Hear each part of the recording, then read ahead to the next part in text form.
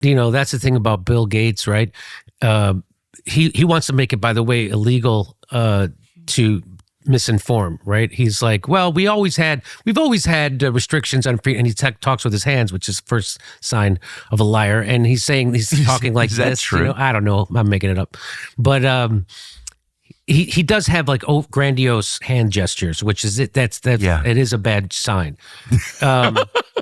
He said we've always had restrictions on speech. You can't threaten someone's life, and you shouldn't be allowed to misinform someone on vaccines to make them hesitant. What did you just conflate?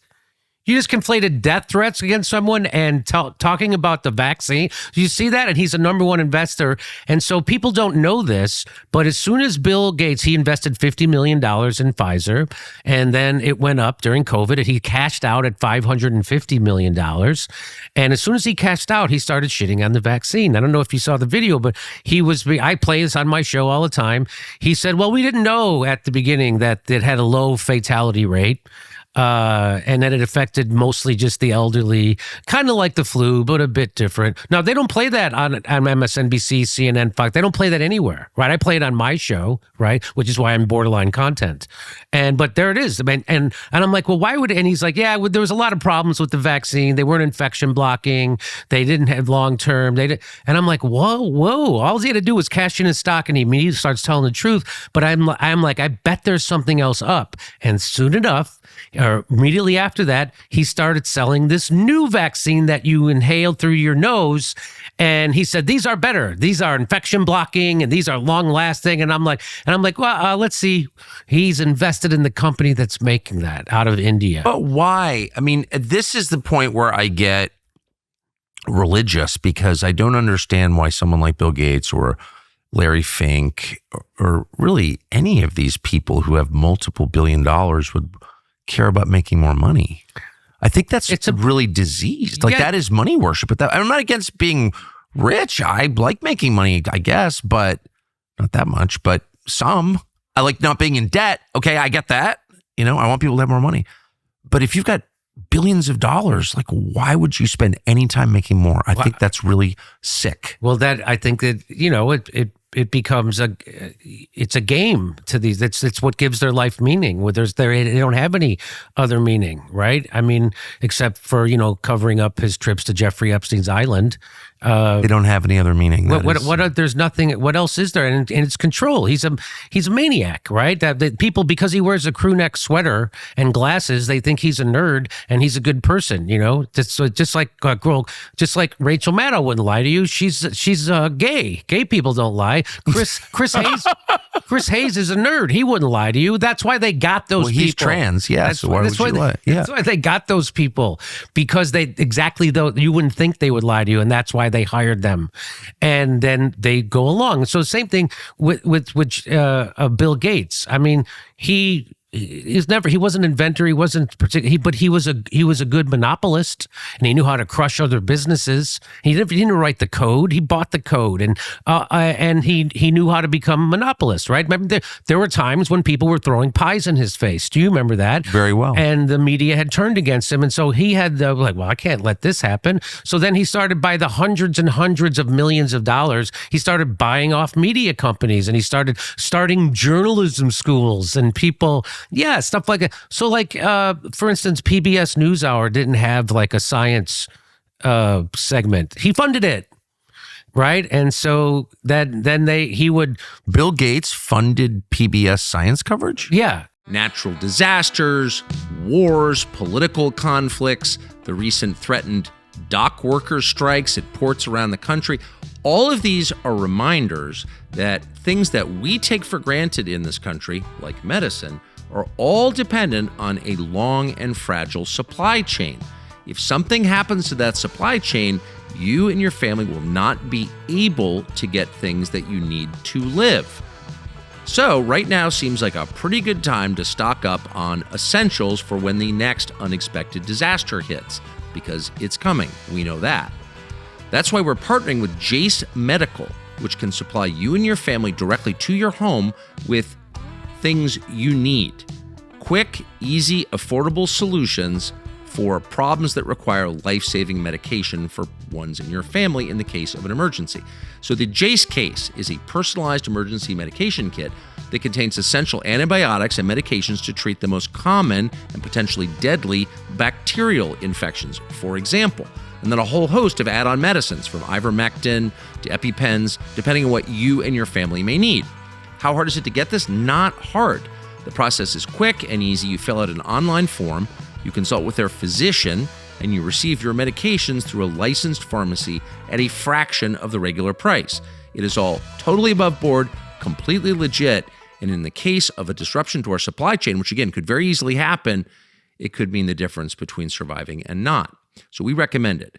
Go to jace.com, use code Tucker at checkout for a discount on your order. That's Jace, JASE.com, promo code Tucker. So he's there funding the creation of the research for a vaccine.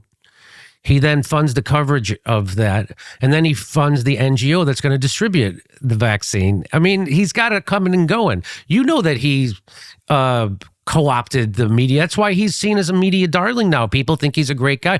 You know, I've had, again, people say, Jimmy, he's just trying to end malaria in Africa. He's trying to... I'm like, well, if you listen to exactly what has happened and why there's certain countries that don't want to do business. In fact, I think there's lawsuits against him in other countries. And if what he actually did in Africa, listen to Bobby Kennedy. He'll tell you what. I'm not an expert on it, but I've listened to Bobby Kennedy talk, and it's nefarious, it's gross, and it's egregious. So I think he's just a megalomaniac, and yeah, I think that doesn't go away, right? That's where he gets his life meaning from. But I guess what I'm saying is, what about Jeff Bezos? He hasn't made enough money. He's not stopping. Bill Gates, Jeff Bezos. I mean, come on. What do you make of, speaking of Bezos, and all these guys who care about global warming, like Jeff Zuckerberg or Mark Zuckerberg? Do you see his new yacht? It's because he cares about global warming. Because he cares about. It's got 4 diesel engines on it, but I bet he's got an electric stove on it. I think the purpose of those yachts is, well, to go to the south of France in the summertime, which is fun, but also it's to escape the mess that they're making now. Yeah, obviously. But Zuckerberg's is 5 feet shorter than Bezos because he's a man of the people. So what do you make? So Bezos's paper, the Washington Post, which is the official organ of the intel agencies and has been for many, many decades, refused to endorse Kamala Harris. And Bezos has taken, Bob Kagan, one of the dumbest people in Washington, Toria Nuland's husband, former coworker of mine, truly a mouth breather, like an idiot. But he resigns in protest because democracy is dying in darkness because they didn't endorse Kamala Harris or something. What do you make of all this? Well, it's funny to watch the liberal class wake up to the fact that, hey, maybe it's not a good idea to have a handful of billionaires run our media. It's like, oh, what? You mean he's doing this for business interests? Yes. That's why he's doing this because he wants to continue his billions and billions of dollars of contracts with the CIA and the government, and he's afraid that Trump will step in the way of that. Plus, he's now wanted to do the space. That's why Elon Musk is a threat to him, right? And doing contracts with the government for space exploration and that kind of stuff. That's what this is about. That's exactly what this is about. And so the same thing happened with the LA Times. They're like, oh, there's another billionaire that owns. Maybe we shouldn't have billionaires. And so they were okay with it as long as he was going along. Do you think Jeff Bezos bought the Washington Post because he's committed to the truth? Are you kidding me? He's got there because he needs to manufacture consent. He's got that because he wants to control the narrative. That's what that's about. And as long as it went along with their hate, they were okay with it, right? And how does this coalition, the Democratic coalition, hold together? It's got a bunch of different component parts, rich white ladies obviously being the pivotal component, but lots of others, poor black people, immigrants, gays. But it is falling apart. Here's just my meta view of it as a complete outsider. These groups don't have common interests. So I'm not really sure, other than like hating straight white men, which is not really a reason to have a party over time. It's not that interesting or meaningful, really. How could you hold that coalition together? They're just doing it with propaganda and hatred and the fear, right? Fear works. And but is it falling apart? Well, I'm pretty sure I saw a headline the other day that said that Trump is winning the Hispanic vote. That's like I mean, yeah, that's incredible. Like, just he's not making the most gains. I'm pretty sure.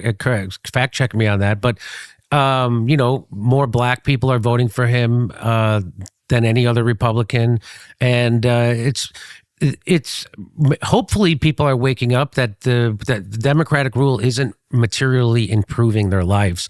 And I think a lot of people, I think Hispanics, are against illegal immigration. Oh, big time. And big time they are. That's for real. Yeah, for lots of different reasons, moral and practical, they're against it. And how patronizing to assume that you'd be for crime just because you share the same sounding last name as the people committing it. It's like insane. That's so, talk about racist. Well, what is, the whole thing of that, which I'm surprised Trump doesn't make a bigger deal out of, is that, Trump did the STEP Act, which released a lot of nonviolent black people from prison, which is the opposite of what Joe Biden and Kamala Harris did. Joe Biden wrote the crime bill. He still brags about it, won't apologize for it, which is why black and brown people are locked up at way higher rates than their population. And Kamala Harris kept black and brown people in prison after a federal judge ordered her to release them in California 3 times, and her office argued in court that we have to keep them in prison because it would upset the prison labor force. So what she's literally doing is, I need to keep them as slaves. I mean, that's what she did. She kept black and brown people in prison for slavery, because that's what it is. And Trump never brings that up. It's weird. I don't know, maybe because he feels like it will make her seem more, a fighter of crime. But she's actually, she targeted black single mothers when she was going to, she went after and prosecuted the parents of truants. And who did she target? She targeted black single parents. And I've covered it on my show. She did that. And then she called out the press to go and cover it when they were being perp walked. Single mothers, black mothers. And the one woman who I covered, her daughter had sickle cell anemia. She was in hospital. And everybody knew this. Kamala Harris didn't care. She sent the cops to go arrest her, and she lost her house. She lost her job. Her kid had a stroke. And that's who Kamala Harris is, right? That's who she always has been, and that's who Joe Biden is. And it's funny that how they can flip that script on Trump. I tried to remind people that, hey, the reason why black and brown people are locked up isn't because of Donald Trump. It's because of Joe Biden and Kamala Harris. And they just can't compute. It just goes against, whenever I'll have a conversation with someone from my old life, and I'll do an information dump like this on them. And I'll never forget, I just had a conversation with a comedian friend of mine, and there was just like a long silent pause, and he goes, it's a lot to think about. What does that mean? That's a lot to think about. It means I'm not going to think about it. Yeah, it means I'm not going to think about it. It's too much, and there's no way you could be telling me the truth. Thanks for watching our YouTube channel. We hope you'll subscribe to it. And by the way, you can hit the little bell on there and get notifications every time we produce a video. We hope you'll do that also.